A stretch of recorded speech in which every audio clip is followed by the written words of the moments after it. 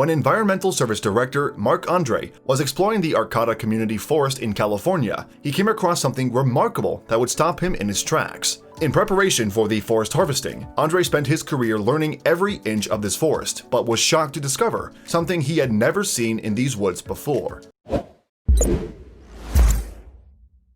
While deep in the forest marking trees for harvest, Andre noticed a shadowy object enveloped in the trees. Stunned to discover something foreign in the woods, he moved closer to get a better look. As he inched his way closer, Andre couldn't believe what he was standing in front of. He thought he knew the forest inside and out, but now he wasn't so sure. Marc-Andre hadn't explored this section of the forest since 1985, as it was so deep in the wilderness. But on this day, he was staring at something that made the forest a lot more intriguing. Miles inside the depths of the woods lay a makeshift wooden cabin, with a padlock suturing the entrance. Curious and suspicious, Andre wondered what could be inside, but had no idea.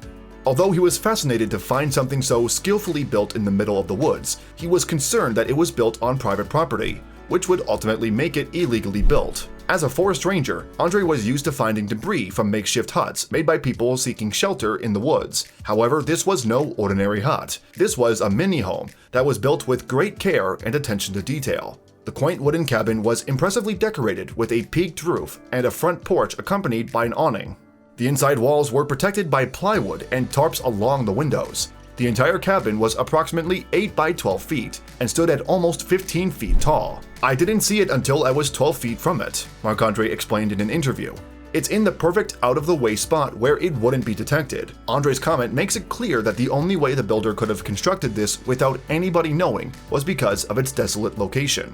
Andre noticed that there were no signs of littering or environmental destructions, which are common when discovering huts or dens in the woods. Whoever lived here respected this land as their home. Andre also noticed zero signs of footpaths or trails surrounding the site, an indication that the owner never wanted it to be found. Andre was very eager to take a look inside, but he couldn't be certain the cabin was empty. He decided to call forest technicians Javier Noguera and Nick Manfredonia for assistance along with park ranger Heidi Grossman. With the help of his colleagues, Andre and his team cut the padlock of the door and prepared themselves for what or who could possibly be inside. With her gun drawn, Park Ranger Heidi Grossman shouted, "Arcata Police," to prompt a response, but no one replied. The team then began to investigate inside the cabin to figure out who its owner was.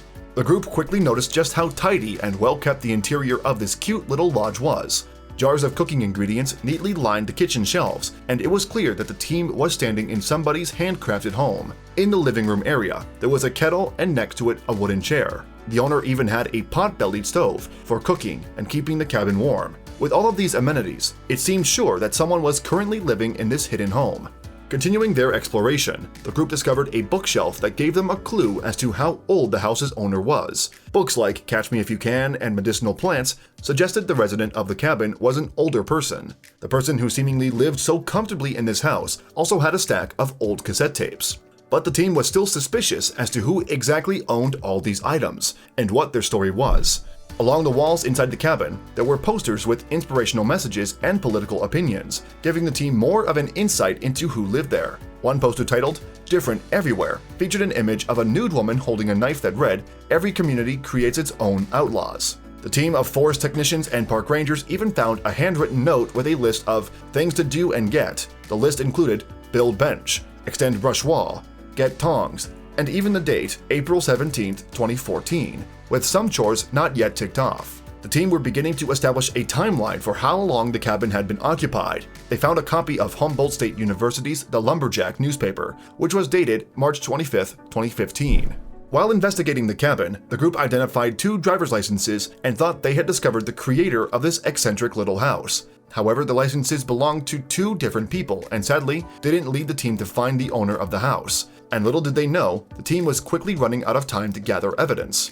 While the team was aware that this home was somebody's prized possession, they also had to follow the laws which stated that the cabin was built on the private property of a nature refuge, and therefore the house was illegally constructed. Andre and his team left an eviction notice for the occupant and walked away from the cabin, giving the owner time to leave the property. Shortly after, on a later date, the authorities returned to the cabin to check in on the occupant and to ensure that they were leaving the premises. However, to their surprise, there was no cabin to be found. The owner of the wooden cabin hastily dismantled and packed up all of their belongings before the authorities returned. According to one of the environmental service rangers, "That's the cleanest camp cleanup I've ever seen. There wasn't a nail, not even a gum wrapper left behind. The only thing that was left was a poignant message for authorities.